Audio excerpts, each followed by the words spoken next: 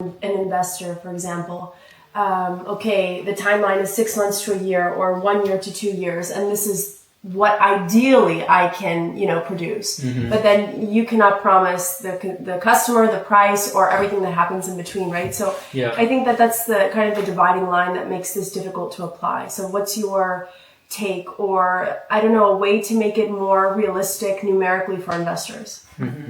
It's really about explaining to them what you've done in the past. And if you're able to say, I've had this horse, I've done this with this horse, and I can do it again in the future, they'll trust and believe in you more. And in terms of numbers, if you're not confident, if you're like, yeah, it's 6 months to a year, we'll do a few shows, and then I'll triple the price, want to give me a horse? Yeah, exactly. No, if you sit down with them and say, look, I'm going to these 12 shows for the next 3 months, typically, I'm not going to say a crazy number like 3x. Okay, if it's a $200,000 horse, maybe we can get it to 300 in a year. And then you ask them, you always see what's comfortable for them.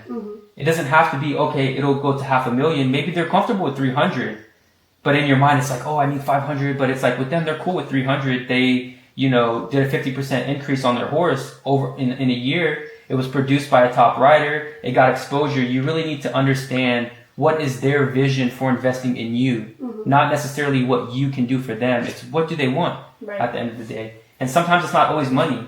Sometimes I have no problem giving you a horse for 2 years because you have the social media. You say, I post it on my channels. I can help you sell it.